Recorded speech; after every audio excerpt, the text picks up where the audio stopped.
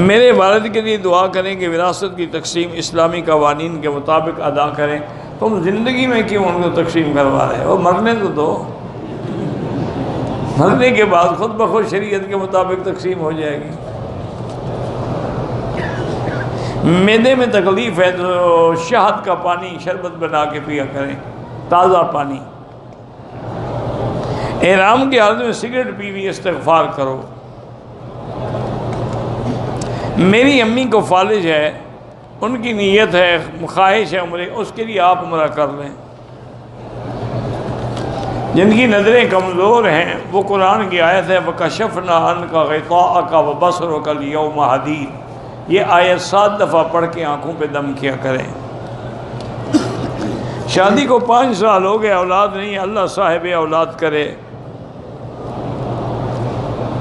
میری بیوی حالت احرام میں تھی، ناخن آدھا ٹوٹا ہوا تھا، اسے نکال دیا، کوئی حرج نہیں۔ جس شخص نے نماز پڑھی اور فاتحہ نہ پڑھی بالکل ٹھیک ہے، ہم بھی کہتے ہیں اس کی نماز نہیں ہوتی، لیکن کچھ یہ سارے اکٹھے ہو کے مجھے کوئی نماز ڈھونڈ کے بتاؤ جس میں فاتحہ نہ ہو، پھر میں مسئلہ سمجھاؤں گا۔ کوئی ایک نماز مجھے بتائے، آپ نہیں پڑھتے، امام پڑھتا ہے کہ نہیں پڑھتا؟ تو نماز میں فاتحہ تو آ گئی، بات ختم ہو گئی۔ ہم نے نہ پڑھی، امام نے پڑھ لی، نماز میں تو فاتحہ آئے نا۔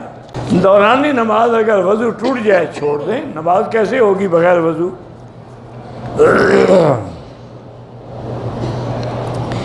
جمع بین الصلاتین،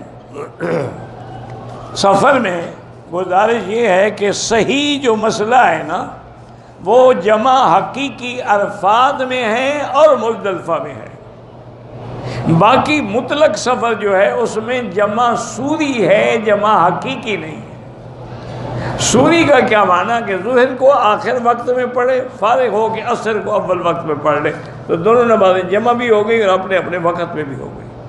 چونکہ امام ابو حنیفہ فرماتے ہیں یہ قرآن کا مسئلہ ہے کہ ان الصلاۃ کانت المؤمنین کتابا موقوتا، موقوتا توقیت سے ہے، توقیت تعیین سے، یہ اشتراک قبول ہی نہیں کرتا۔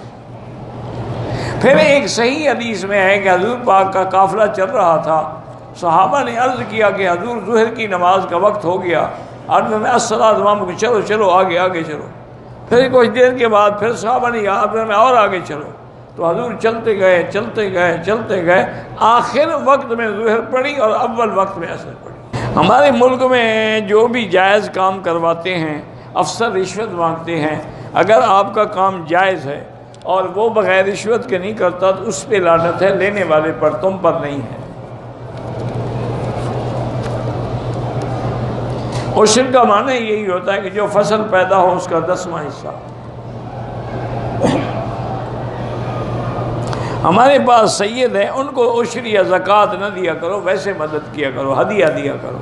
بہرحال اگر آپ کے والد نے آپ کی بیوی سے نعوذ باللہ زنا کیا ہے یا اس کو شہوت سے ہاتھ لگایا، گلے لگایا، تو آپ پر ہمیشہ گلی حرام ہوتی ہے۔ ابو ظبی سے آئے ہیں عمرے کے لیے، 5 دن مکے میں اور 3 دن تک آپ کی نماز مسافری کی ہوگی جب اکیلے پڑھو گے، امام کے پیچھے تو پوری پڑھو گے۔ میں حرام کی کمائی کرتا رہا، گھر والوں کو بھی کھلاتا رہا۔ بہرحال اب آپ نے توبہ کر لی، اللہ توبہ قبول فرمائے۔ اندازہ کرو کہ کتنا حرام کھایا، اتنا پیسے نکال کے خیرات کرتے رہو، آہستہ آہستہ نکالتے رہو۔